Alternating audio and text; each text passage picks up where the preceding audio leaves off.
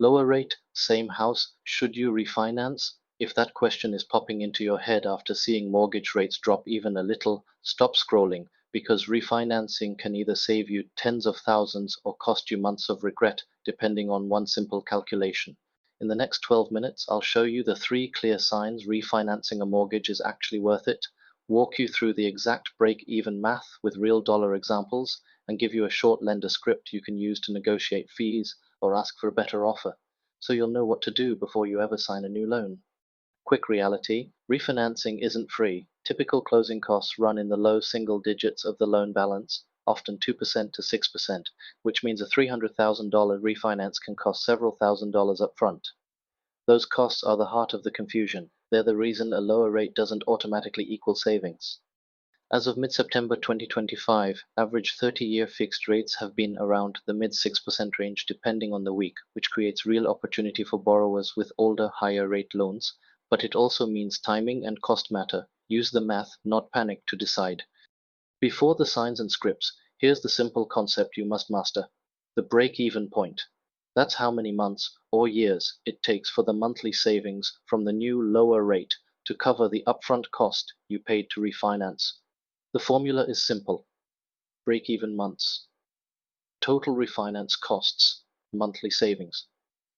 If you plan to stay in the house longer than that break-even time, you generally come out ahead. Let's state the 3 signs up front so you have a checklist to return to. Sign number 1: your break-even months is comfortably shorter than how long you plan to stay in the home. Sign number 2: the new rate materially reduces either monthly payment or total interest, or lets you shorten the term without a payment shock. Sign number 3: you can eliminate PMI or otherwise remove fees that are costing you every month. If at least one of these is true, and ideally 2, refinancing deserves serious attention. Now let's unpack sign number 1 with a concrete example, because numbers cut through noise. Imagine your current remaining mortgage balance is $300,000 at 6.50% fixed with 30 years remaining, and you've been quoted a new 30-year rate of 5.50%. Your lender estimates closing costs at 3% of the loan. How do you decide? Step 1: compute the monthly payments at the old and the new rate. Using the standard mortgage formula for a 30-year fixed, the old 6.50% payment on $300,000 would be about $1,996.20 per month. The new 5.50% payment would be about $173.37 per month. That's a monthly savings of roughly $192.84. Step 2: compute your refinance costs. At 3% closing costs on $300,000, you'd pay about $9,000 up front. Now compute break-even months: 9,192.84, 47 months, or about 3.9 years. So if you plan to stay in the house longer than 4 years, refinancing in this scenario would likely save you money. If you plan to move in 2 years, you would not recoup the $9,000. Those numbers came from the same break-even formula experts use: total refinance cost divided by monthly savings, and it's the single most useful calculation you'll make. Different assumptions change the result quickly. Lower closing costs shorten the break-even. A larger rate drop increases monthly savings and shortens break-even even more. Sign number 2 is about the size and nature of the savings. A tiny rate drop that saves $20 per month rarely justifies paying several $1,000s up front, but a larger drop that saves a couple $100s per month both shortens break-even and compounds into big interest savings over time. Ask yourself, does the new rate reduce my payment enough to change my cash flow, or does it let me switch to a shorter term and still keep payments similar? Either can be a win. Here's a common option: keep roughly the same monthly payment but switch from a 30-year to a 15-year term at the lower rate. That trade-off forces much more principal repayment earlier, slashes total interest paid, and can shave decades off your total mortgage interest, but it increases monthly payments. If you can afford the bump, or if you slightly lower your rate enough to offset it, it's a winning play. Sign number 3 is easier to underestimate. Refinancing can eliminate private mortgage insurance, PMI, if your equity has reached the required threshold. If you're paying $150, $300 a month in PMI today, that's recurring savings that improves the break-even math dramatically. Likewise, refinancing from an adjustable rate loan to a fixed rate can remove uncertainty and future payment risk, a real benefit worth valuing. Now the messy part: closing costs vary, and sometimes lenders advertise no closing costs deals that hide fees in higher rates or roll costs into the principal. Typical closing costs for a refi are between 2% and 6% of the loan amount. Read the loan estimate carefully and don't accept vague promises without the numbers. If a lender says no closing costs, get the trade-off in writing. A few practical notes on closing fees. Appraisal fees, title fees, recording fees, origination fees, and any points you pay to buy down the rate are part of that upfront tab. If you pay points to get a lower rate, include those points in the total refinance costs when you compute break-even. Sometimes paying points is worth it, sometimes not. Do the math. Let me walk you through the exact break-even calculation you can do in 5 minutes. 1. Get the quoted new interest rate and the estimated closing cost dollar amount from the lender. 2. Calculate old monthly payment for your current principal and remaining term. 3. Calculate new monthly payment at the quoted rate for the same term. 4. Subtract new from old to get monthly savings. 5. Divide closing costs by monthly savings. The result is the break-even months. If you'll likely stay beyond that, refinancing usually makes sense. We already ran one example for 300,000, 6.50%, 5.50% with 3% costs, and got roughly 47 months to break even. Let me show one more comparison so you see sensitivity. If closing costs are 2% instead of 3% for the same rate drop, the break-even falls to about 31 months. That's almost a year and a half faster. Conversely, if the lender charges 4% or 5%, the break-even goes out well beyond 5 years. That's why negotiating fees matters. So how do you negotiate? Here's a short lender script you can use on the phone or an email. Use it word for word. Hi, I'm shopping options to refinance my mortgage. I have an existing balance of $300,000 and a current rate of 6.50%. I've received offers that include closing costs around 2% and a rate of 5.50%. Can you match the rate and reduce or waive origination or appraisal fees? If you can't reduce out-of-pocket costs, can you provide a lender credit or roll fees into the rate so my break-even improves?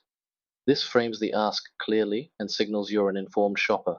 A bonus negotiation tactic: ask your current servicer first. They'd often prefer to keep you and may offer a rate match or reduce fees. Champion the offer you got from competitors as leverage. Also ask about lender credits, which trade a slightly higher rate for fees paid by the lender, useful if you don't plan to stay beyond break-even. Warning: beware of the reset the clock trap. Refinancing into another 30-year loan may lower your monthly payment but can extend your total interest horizon if you were well into your original term. If you refinance, consider choosing a term that keeps your remaining amortization reasonable. Refinancing into 30 years when you're 10 years in often adds back years of interest unless you pay extra principal. Another important consideration: if your credit score has improved materially since you took the original loan, you'll likely get a better rate and better fee offers. Conversely, if your credit dipped, you'll face worse pricing. Run a soft pre-qualification with several lenders. It doesn't hurt your credit to compare rates and fees before applying. Now a quick walk through of what a good refinance decision looks like in practice. You compute break even. Example: 47 months. You plan to stay 7-10 years. The lender offers reasonable closing costs, 2 to 3%, and the monthly savings is large enough to improve cash flow or let you switch to a shorter term. Green light. If you expect to move in 18 to 24 months, decline unless you can get costs near zero. Let's discuss tax and PMI impacts briefly. Mortgage interest tax benefits have changed over the years, and they shouldn't be the primary reason to refinance. Do not count on tax deductions to justify refinance. Count the clear monthly cash flows instead. If refinancing removes PMI because you've crossed 20% equity, include that monthly PMI removal as recurring savings in the break-even calculation. It can make a refinance an easy yes. A typical homeowner checklist before you call lenders: gather your current mortgage statement, balance, rate, remaining term, pull your recent pay stubs and tax returns for proof of income, and run a soft prequal to see your offered rate tiers. Get at least 3 competing loan estimates. By law, lenders must give them, so you can compare apples to apples. Another tactic: consider rolling closing costs into the loan balance only if the math still makes sense and you plan to remain beyond break-even. Rolling costs increases your principal and slightly increases interest paid over time. It can be reasonable if you have no cash to pay fees now, but run the numbers. Let's keep this practical with a short, real numeric recap of the earlier example so you can share it with your partner. Current: 300K at 650%, payment 1,996, new 300k at 550%, payment 1,703, savings 193 month, costs $9,000 at 3%, break even 47 months. Decision, refinance if you'll stay at least 4 years and preferably longer. Run your own numbers. Small changes in rate or costs change months materially. Common mistake. Number 1. Ignoring the payoff timeline. People refinance to lower monthly payment and then move in 2 years. They never recoup the costs. Common mistake. Number 2. Chasing a tiny rate drop while paying high upfront fees. A 0.25% drop with 4% closing costs rarely earns a green light. The size of the rate drop matters. Common mistake number 3. Forgetting other costs. If your refinance requires an appraisal, title update, or HOA estoppel fee, include them. If the new loan has prepayment penalties on your old loan, rare but possible in some contracts, include that total in your cost. What about refinance into an ARM, adjustable rate mortgage? An ARM can offer a lower initial rate and steeper monthly savings for a short window. If you plan to sell or move before the fixed period ends, an ARM may be smart, but if you intend to stay long-term, prefer a fixed rate to avoid future payment shocks. A quick real-world behavior tip: instead of automatically refinancing to the longest possible term, consider a rate and term refinance with a shorter term that keeps monthly payments similar but accelerates principal paydown. You'll save interest without suffering a cash flow shock.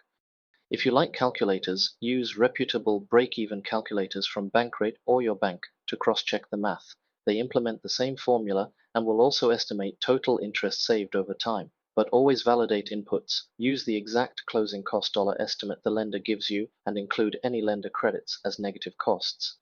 One final advanced sign it's worth it: if refinancing lets you consolidate high-interest second mortgages or home equity lines of credit, HELOCs, into the new first mortgage at a lower blended rate, the combined interest reduction and simplification can be a major win. But do the math on the total combined balance and closing costs. Now the action plan you can follow today. Step 1. Calculate your break-even using the formula above with real closing cost numbers from a lender. Step 2. Get at least 3 loan estimates and compare rates, fees, and points. Step 3. Use the lender script I gave to negotiate fees or request lender credits. Step 4. Choose a term that aligns with how long you'll stay and your cash flow goals. Want a short checklist to screenshot? 1. Current balance, rate, remaining term. 2. New quoted rate and term. 3. Exact closing cost dollars. 4. Monthly savings, old payment, new payment. 5. Break-even months and costs, monthly savings. If months, your expected ownership horizon, consider refinance. Mini summary: refinancing is worth it when the break-even is short relative to how long you'll stay, when the new rate allows meaningful monthly or total interest savings or a shorter term, or when it removes recurring fees like PMI. Always run the break-even math and shop lenders. The differences in fees matter more than headlines. If you're ready to move, hit the pause button and pull your current loan estimate and a couple of pre-qual offers. Run the break-even calc I showed you, use the negotiation script on the lenders, and then make the decision with a timeline in mind. If you want, drop your hypothetical numbers in the comments and I'll show a worked example. One last caveat: refinancing isn't just numbers, it's life planning. If you expect a job change, relocation, or big life event, build that into your ownership horizon. Don't refinance for the math alone, refinance for the math plus the life plan. If this helped, like the video. It signals to YouTube this practical, number-based content is valuable. Subscribe if you want a follow-up where I show step-by-step how to use loan estimates to compare offers line by line and how to decide whether to pay points or not. Final line: lower rate, same house. That's an enticing headline, but the real question is, will the rate drop pay back the fees fast enough for your life plan? Compute the break-even, shop offers, and use the lender script. Do that and you'll know exactly whether to refinance, not because you heard a rumor, but because the math proves it. Thanks for watching. Drop a comment with your biggest refinance question and I'll make a video answering the top ones. See you next time.